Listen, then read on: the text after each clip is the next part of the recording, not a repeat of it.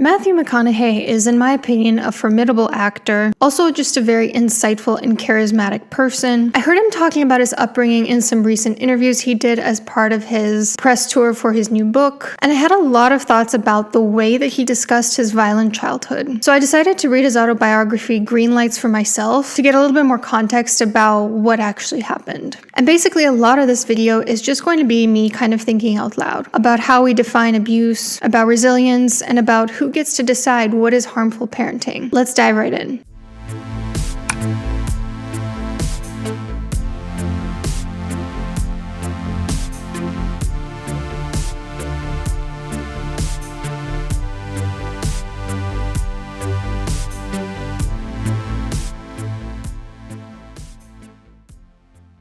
You may notice I am in a new background. I did recently move, and I have to apologize because this is not how I want the end product to look. There's supposed to be a third bookshelf back here, but the company sent me 2 in vintage brown and 1 in camel brown instead of all 3 vintage brown. Some of you might be thinking, what is the difference between vintage brown and camel brown? Huge difference, but don't worry about it. The point is, the setup is going to look even cozier in just a few weeks' time, but unfortunately it's not completely ready yet. Also, one more housekeeping thing. I haven't actually announced this in any videos, so I thought I would let you know that I now have a Patreon available where I post 1 video per month that I decided to not post to YouTube for whatever reason. It's a little bit more uncensored than what I post on here, as well as at least 1 personal essay a month, sometimes more, because if you know anything about me, I love to write. So if you want to check that out, that's a way to support this channel so I can keep making videos for you guys. Link down below if you want to check it out. Anyway, back to Matthew McConaughey. McConaughey begins the introduction of his autobiography Green Lights by revealing that he was the child of parents who were twice divorced and thrice married to each other. Like many autobiographies, he paints a vivid picture of his trauma history. He experienced corporal punishment that would meet today's definition of child abuse according to CPS. For example, he said, "I got whipped until my butt bled." He would get the belt or a backhand because his parents didn't believe in grounding him because they believed time was his most precious resource. His dad once fought his brother despite an unfair weight advantage and his brother repeatedly asking him to stop. He also seems to have experienced what would meet today's definition of reckless endangerment and neglect. He said, "I learned to swim when my mom threw me in the Llano River and I was either going to float off the rocky waterfall 30 yards downstream or make it to the bank. I made it to the bank." On another occasion, he says his mom convinced him to use this oil of mink skin product that she was selling door to door, and his acne just kept getting worse, and she told him that it was doing its job, so just keep using it more and more. And eventually he went to a dermatologist against her advice, who told him that it was clogging his pores and that he was days away from having ice pick scars. Now, in addition to experiencing abuse firsthand, he also witnessed intimate partner violence between his parents. For example, "My dad broke my mom's middle finger to get it out of his face 4 separate times. There was one instance he described in which his mom repeatedly called his dad fat man when he asked for more potatoes. His dad flipped the table, started yelling at her, started stalking her around the room, and his mom knew the deal and reached for the phone to call 911, and as he started closing in on her, she hit him in the head with the phone, broke his nose. She then pulled out a knife and started yelling, 'Come on, fat man, I'll cut you from your nuts to your Gulliver.' And then eventually they got tired of the face-off and had a big animal hug." McConaughey also peppered in details that revealed he has kind of an emotionally elusive father. For example, he said, "My dad wasn't there the day I was born. He called my mom and said, 'Only thing I have to say is if it's a boy, don't name him Kelly.' And also, I was an unplanned surprise, an accident as my mom still calls me, and my dad has always half-jokingly told her, 'That ain't my boy, Katie, that's your boy.' Dad was on the road a lot when I was growing up, working to take care of the family, so I spent most of my time with mom." As well as details that depict his mom as somewhat attention-seeking and irresponsible. For example, he talks about how when he first got famous, he found his mom giving a house tour for TV, and when he confronted her about it, she said, "Oh, I hoped you wouldn't find out." She couldn't help herself. She wanted a piece of my fame, and while I was still finding my balance with it, I wasn't self-assured enough to share it with anyone else, especially my own mother. The more she wanted a piece of my place, the more I locked her out. If Dad were alive, he would have loved my success, but unlike Mom, he would have been in the front row, not trying to steal my show. With Mom, as soon as I'd show up, she was saying, "Come back soon," so I started leaving early. I'd give her an inch and she'd take a mile. So when she didn't meet me halfway, I started walking twice as slow to make her wait twice as long. I quit sharing any of my life or experiences with her. I couldn't trust her. I didn't need another friend on my bandwagon. I needed my mom.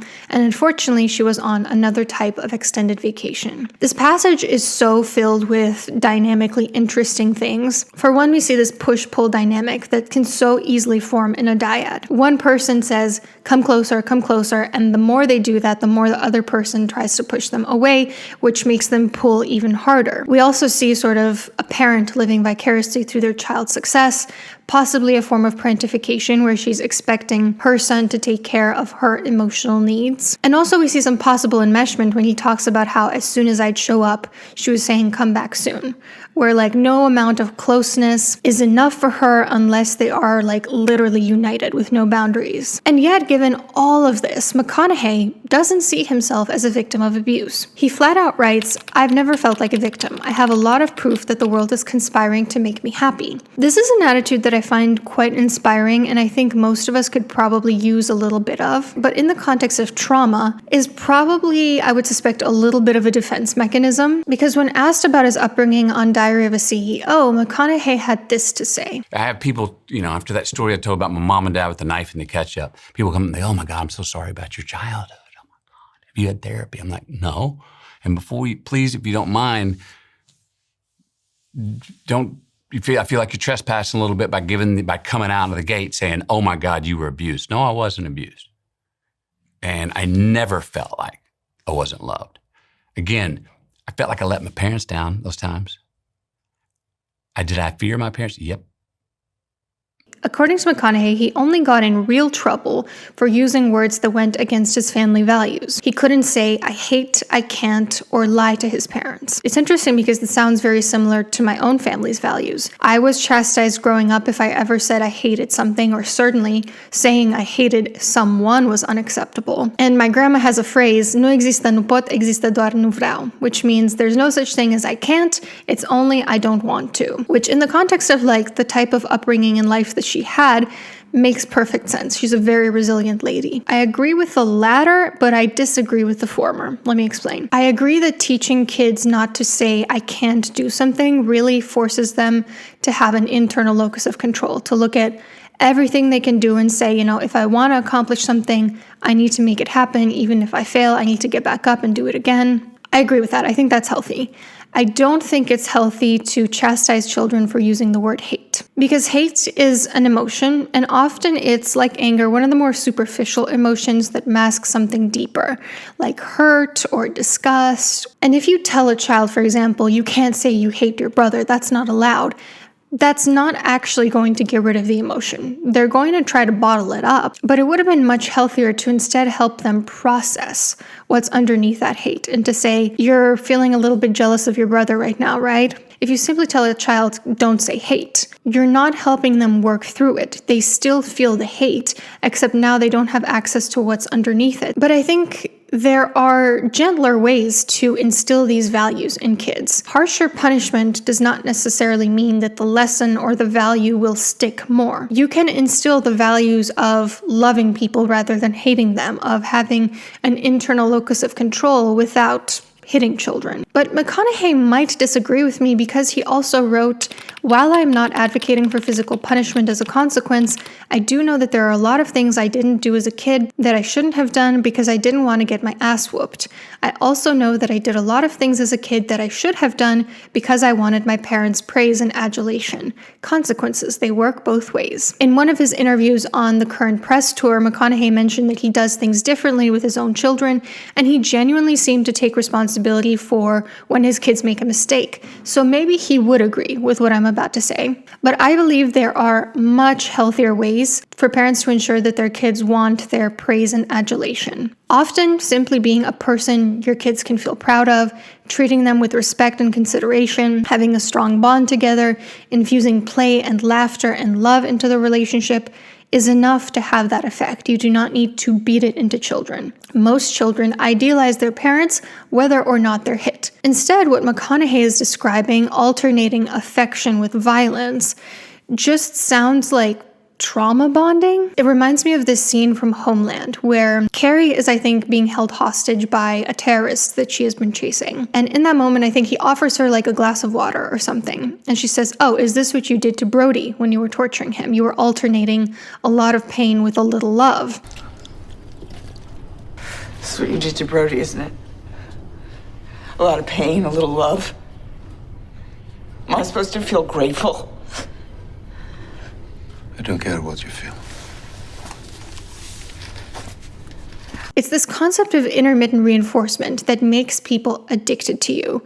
When they don't know if they're going to get the love or the violence, the inconsistency, it sort of wires their brain to crave the love more. That's why abusive relationships are so hard to get out of, because you don't know if you're going to get the nice version of your partner or the horrible version of your partner. People don't realize, except when they're in those types of relationships, sometimes having a sometimes horrible partner is more addictive than having a partner who's always nice to you. It's possible that something like that happened with his parents too, where he was wired to idealize them and sort of crave their affection more because there were times where he got violence instead. When McConaughey discusses the grief he felt after his father's death, it's touching, but it also shows how larger than life, superhuman, and idealized his father was for him. My dad was the abominable snowman, the immovable force, a bear of a man, with the immune system of a Viking and the strength of a bull.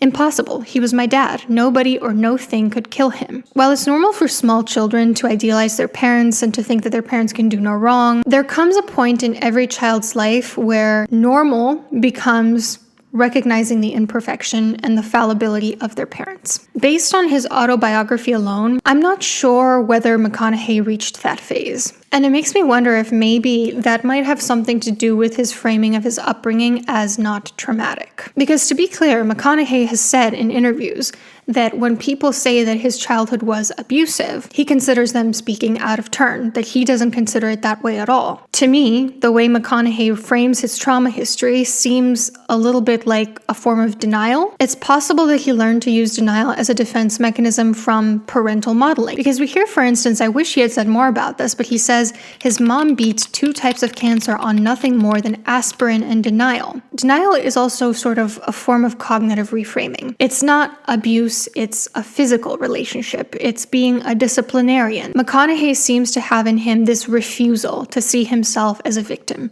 He considers himself to be blessed by the universe, and that results in an attitude characterized by hope, resilience, optimism, gratitude, seeing the silver lining in situations, all of which are very helpful protective factors. So I'm not convinced that this denial is altogether unhealthy either. I don't think it's 100% healthy, but I also don't think it's 100% unhealthy. This attitude, I think, is much healthier than a lot of modern day victim mindsets that are unfortunately far too common, where people will experience one trauma and then every incident after that go through life thinking that they are a victim of circumstance. However, the part about using this defense mechanism that is a bit risky is that what we push down eventually comes back up to the surface. It's like a beach ball. The harder you try to push it underwater, the harder it's going to bounce back up. I suspect these little glimmers that McConaughey shared with us in his autobiography are nothing but the tip of the iceberg. I imagine there's much more he's not sharing. Additional instances of emotional distance from his dad, emotional volatility from his mom, trauma from their multiple divorces while he was growing up, strange dynamics between him and his siblings as a result of their trauma bonding with their parents. But it's interesting to me that he spent the majority of his autobiography talking about his formative years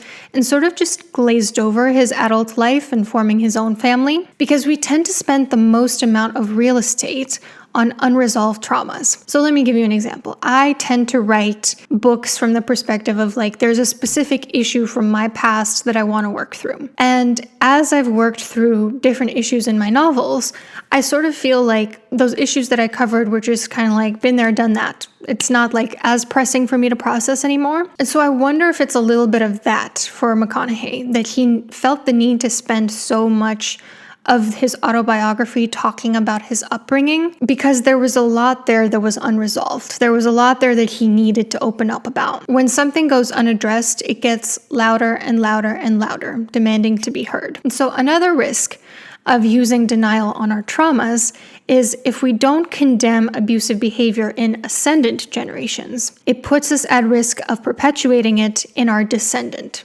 generations. We must recognize what our parents did wrong in order to break those intergenerational cycles of trauma with our own children. Now, maybe McConaughey does this in private and he just chose not to be overly condemning of his parents on a public platform. And maybe it's an act of integrity for him to do that. But I would hope that behind the scenes, he does condemn some of what happened in his childhood, because it's important in order to not further those patterns in the next generation. So like I said, I really admire McConaughey. I find him to be an incredibly insightful man. The one thing about him, though, to me, it always feels like he's acting. In every interview I've seen, in every context that I've seen, I always feel like he's playing a character, to the point where it makes me wonder, who is the real McConaughey?